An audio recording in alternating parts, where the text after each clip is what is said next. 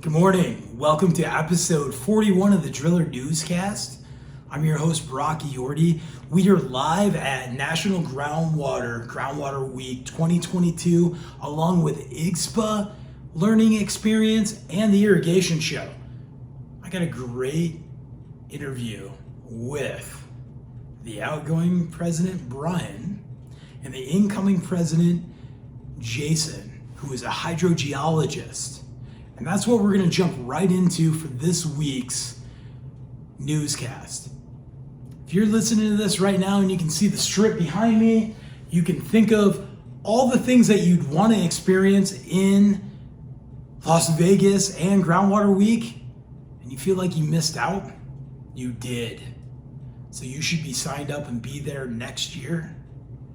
I want you to think about what Brian and Jason are going to talk about with the fly-in for the avocation there, NGWA University, and all the opportunities we have to professional develop between now and 2023 December. Because that's the piece, is we wait till December to professionally develop, with the exception of the Jubilee where we take some time. But no, seriously, we need to think about what it takes as an industry to become better together.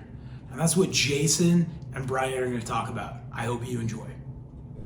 Welcome to the Driller Newscast. I'm Brock Yordy, and I'm very excited today. We are live at National Groundwater Association Groundwater Week 2022, and I have outgoing president and incoming president sitting side by side so we can ask them some questions and see how 2023 is going to be and how 2022 wrapped up. So let's go ahead and start with Brian introducing yourself. Brian Snelton, current president of the NGWA Board of Directors, and I'm a contractor from Aurora, Illinois. I'm Jason House. I'm the incoming president, president-elect. I'm a hydrogeologist from Portland, Maine. I work for Woodard and Current. Hydrogeologist sitting between two drillers. This is just walked into a bar. And I'm actually a geologist too myself. I'm feeling a little nervous, actually. So, you two men are very busy, and I'm going to jump right into this. Sure. Brian, you're outgoing. This is the last week. Yeah. How was your year? What was some highlights? It went fast. Went real fast. Some of the highlights was getting out to see all the state shows. I went out to Texas, Minnesota, Florida, my home state of Illinois. Just meeting with everyone and finding out kind of what the pulse is out there was really good. One of the highlights, we presented Senator Mark Kelly in Arizona, our Groundwater Protector Award this year.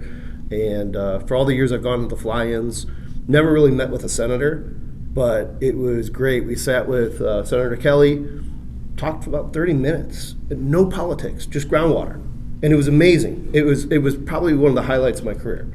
But it was just so good to talk about just groundwater stuff with a sitting senator. And that was probably the highlight of my year.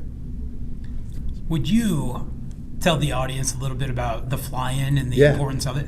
Yeah, so our fly-in is important for us because there's a lot of policies that are getting made that if we don't talk about them, if we don't tell the people who we elect that, hey, this is how this affects us, somebody else will. And of course, it's never going to be good for us on the backside. So we're always going to be fighting it. So it's good to be up in front and letting those people know we're the groundwater professionals. This is who you need to come talk to. Come talk to us. Don't listen to everyone else. Because a lot of the times we're playing defense. If something happens, we react to it. And now you're viewed as that person that's like fighting something, so they don't really want to listen to you. But we've been making big strides over the years. There's a lot of people on the Hill now that understand our organization, who we are, what we represent. So we're starting to carry that swagger there. So it's important to attend those. And just meeting with your state representatives also. Absolutely. So outgoing. Any last words or advice for the new president coming in? Enjoy everything. Just it goes so fast that those little conversations you have at a state show or meeting someone else, it goes really quick. So just cherish those little moments like that. So it's about the advice I can give. Okay, this is a big deal. You're only our second scientist Yeah. I hear that a lot. to be president. This is huge because we are better together in this industry, and we discover the unknown, and we need somebody to interpret what we're discovering and be able to help us paint this picture of the subsurface. No different as we talk to our senators and our representatives. Water's complicated to us. To them, turn it on, turn it off. And so now coming in, what are you excited about as being incoming president? Well, I'm excited about some of the things that Brian just talked about. I'm really looking forward to get out to some of the state shows and really get to know some of our affiliates and who we work with, and understand where their pain and their pressures are. And particularly as we approach what could be a potentially difficult year from a business standpoint, we're looking at inflationary pressures. We're looking at still looking at the staffing issues. We're still looking at supply chain issues. All of those things are points of pain for our membership. And so I'd like to see what we can do, what we can talk to about, and see if there's anything we can do to help out. How did you get here? Wait, how did we let a scientist on the board? What is happening? Is it the 21st century and Yes. we can't be the middle school dance of, these folks over here and these folks on one side, and we all come to the middle and dance awkwardly? Yeah. We have to have friends and colleagues and allies. But the other good point to that is it's taken a long time to get us to that point, and it's a testament to the strength of the board to recognize that we are better together and to rely on the strengths of our different sections in the association to elevate them to the leadership positions. I've always thought PG stood for pretty grumpy. So, Not, Dad. No. That's probably true in some cases, right? But, just kidding. No, it's been a long road, and I think thanks to the foresight of some really good past presidents and some good representatives on the board, that made this possible. We've gotten here, and my personal journey started in early 2000s, and I was walking. I think it was at the convention in Orlando, and I was walking by a door, and this guy I didn't know from Adam said, "Hey, why don't you come into this candidate school?" And it was Kevin McCrae, and he invited me in, and I took that. Kevin could talk, so it was probably more like 2-hour class. But I really credit him with sort of planting the seed for this. Anything is possible, and I enjoyed that. And then I kind of worked my way up through the ranks on the SES board, and eventually got to the big board. And thanks again to a lot of support and sort of visionary. Sight looking forward how it might happen. That's how I got here. I'm really thankful for that. Tough question. How do we come together in classroom? We have lots of talks that are scientist driven and very peer driven, and then we have big talks that are drilling driven. But working with a board of drillers, and this idea of us being better together in collaboration. What, as a hydrogeologist, what would you have wished you would have sat in on a class on drilling earlier or whatnot? Yeah, so I think it would be really great, and is I would have loved to have sit in on a class taught by a driller that really just went over all the basic rig types. And what are you looking at? What is that thing, on the drill rig? Because a lot of that you learn in the field, and you have to learn it piecemeal because you're not sitting on every rig every time, right? So I actually am very excited about one of our initiatives that we have right now, and that's the NGWA University. Without a doubt, yes. Because that is really a way we can reach across sections and have something for everyone. And I've been on that committee and working towards the different coursework that we're offering, and I think it's really starting to gel. And I think it'll be a great opportunity for our sections to really come together and put together the kind of coursework that we want that will really benefit our industry. And that's one of the things too that we've always talked about. There's always this battle kind of between the driller and the engineer, the scientist on the site, my book says this, but in reality, this is what's going to happen. And how do we bridge that gap and have that conversation where we understand each other?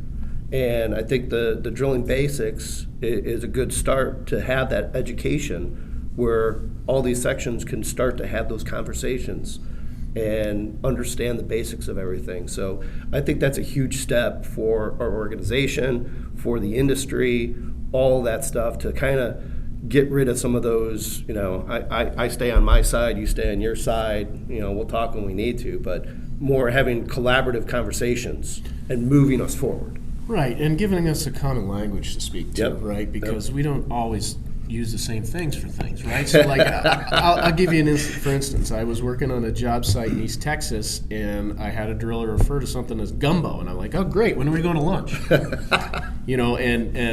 then I come to find out, well, gumbo is that mud that sticks to the bottom of your feet, that's clay, that's swelling clays, and so, like, okay, so let's get to a common language that we can all speak, and I think, Groundwater University, that's going to move us forward in that direction. Yeah. And I think it also is an opportunity for us to work together on coursework. And I think it's critical for geologists, scientists, engineers to understand what the drilling industry has learned over the years and what they have to offer to us. And there's a certain piece of that requires some humility. And I think that's the biggest thing for me is, like, coming out of school, you don't know everything. In fact, you may not know anything. And so you have to get trained in the field on it. And one of the best assets you have is that guy sitting over there who's running the tools up and down the hole because he's been there for a long time and he's done this longer than you have. And so you keep your ears open. Yes, we have a job to do. We have to log the soils. We have to do what our boss in back in the office has told us. Right. But, look at it as a cooperative experience and go into it as I can learn something from this. Right. I couldn't agree more. We have the same dichotomy going on as a driller standing on the platform as maybe I don't call it gumbo. Maybe I go, look at this red shale, and then you get that one poke in the side. Oh, you dummy, that's just clay, right. Or something like that. Or we're worried that's going to happen. So the being proven in tribal field knowledge and experience. And my favorite term is experience is what you get when you didn't get what you wanted. Mm-hmm. That's drilling. Yep. Like, I'm too fat to be an astronaut, so the next place that I can discover the unknown right. is downhole. Right. And so now I have a hydrogeologist or a geologist on site, or I have things I don't want to ask, but I also don't want to come across as right. an idiot. Well, the one thing I like to say always is the only dumb question is the one you don't ask. That's absolutely right. And I say that to employees of mine that are new. I say it when I talk to engineers on a job site or something like that, and I show them our drill rig and walking them around and showing them what a drill bit is and what this is and what we're doing, why we're doing it. And they look and they're like, well, I got this really dumb question to ask you. I said, nope, only dumb question is the one you don't ask. So ask away. I'd be happy to do anything and teach you. And that's the nature of most drillers. They love bragging about what they do. And if somebody is going to ask them questions and they can expound on their experience and their knowledge, they love to do it. So ask the questions. And I think that goes both ways, right? Like, right. We tend to put, as consultants, we tend to put the younger guys out there in the field, right? Well, first thing, we want them to get the experience, right? We want them to understand that whatever is going to go wrong will go wrong, and that you have to be ready to adapt to it. And so we'll put them out, we give them training, we put them out in the field. But the most important thing to tell them is, if you run into an issue, talk to the driller first. If you guys can't work it out, give me a call, and we'll work it out together. And I think sometimes, I wish everybody got that message. Right. I don't know that it's always transmitted. We do have a war on knowledge when it comes to if it's tribal knowledge or it's the Groundwater and Wells book or Marvin's Art of Water Wells. I mean, two books that everybody should have dog-eared and we should be talking about. But it's like, oh, you're just going to go pull that out of page 36 right now? And it's like, yeah, I am. You should too. Right. And also you can see where I've written on the side of it, like, this is my experience. Yeah. Absolutely. So we just had a crazy year of water legislation and droughts, and you're a scientist. This is near and dear to your heart with Absolutely. everything that's going on. What does 2023 look like from there? We've talked economy and whatnot, but we got Colorado River Compact. We got all sorts of things happening in California, but we also have droughts in the Northeast. We have floods. We have some big water events happening. How does this fit? I think this fits in, because we are planning another fly-in for March. I think it's the 22nd, 23rd, and we are definitely planning for that to be in person, and those are key issues that are going to come up. And these are, like you said, the only thing those folks know is that you turn a lever and some water comes out of it. But they don't really understand necessarily what it takes to get that water. And frankly, as an industry, we have to start looking at groundwater as part of the infrastructure. Yep. The fact is that is our reservoir, right? And this is one of our big initiatives is managed aquifer recharge. So we should be pushing for that when we get there, and we should be pushing for all of the things that impact our industry, like the 40 hours of CDL training that are now required, right? So those are topics that will come up that we will visit with our senators and their minions, and our Congress people, and really push our agenda and really help them to understand that if they want a resilient water supply, groundwater has to be a key piece of that. I think a big piece, and I'd like both of your input on this, is we're so busy. And again, it's tribal and self-taught, and it's water is necessary everywhere right now. Same as geothermal, all the drilling that's going on. I don't have time. How did you guys find time to get to here? Like, this is, if we're going to do the fly-in or we're going to plan to professionally develop together at Groundwater Week, what's your advice? Well, you have to look at it from two perspectives, right? Giving back. So what do I have that I can give back fairly easily? Well, maybe not fairly easily, but I can give it back, and that's my time and my knowledge. So I think that's a piece of it. And also from a self-serving perspective, this is our industry. If we want to be able to continue in this industry going forward into the future, we got to step up and be prepared to advocate for it. And I'll piggyback to that, and we've discussed this on a previous podcast and stuff, is, you have to find the time, you got to make the time to do these things because they're important. And, one of the things that I found in my travels this year is how do we get new people in? How do I find new employees? And one of our big part of the education part of it is getting into our schools, talking to those vocational people. Not everyone's going to go to college, right? But we need to find those people and let them know that our industry exists, and they just don't know about it. So we have to take that time and go talk to school kids, let them know what we're doing. We need to talk to our representatives, let them know who we are, what we're doing. So it takes time. You have to give it in. And I know we're busy. I'm extremely busy. I also have kids in travel sports.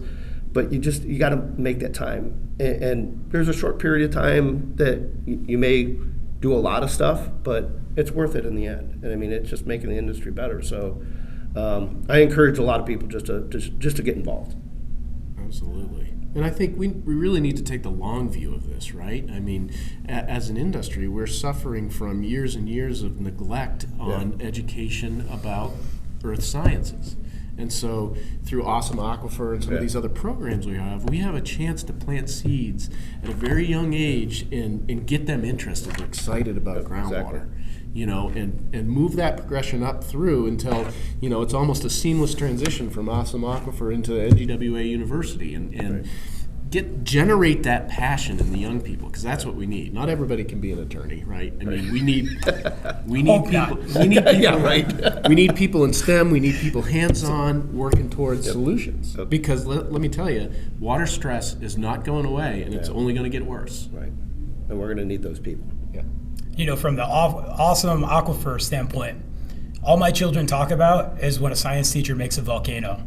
So you guys figure out how to make an artesian. Yeah. That same way. We spray some room full of water. Right, yeah. All right, there you go. Maybe get Mrs. French, covered in water. We'll have it. Final advice for incoming president? Like I said before, enjoy the ride, enjoy talking with people. It's a very short window. A year goes by so fast, and just soak it in, enjoy it. Learn what you can. Walk away from every conversation learning something.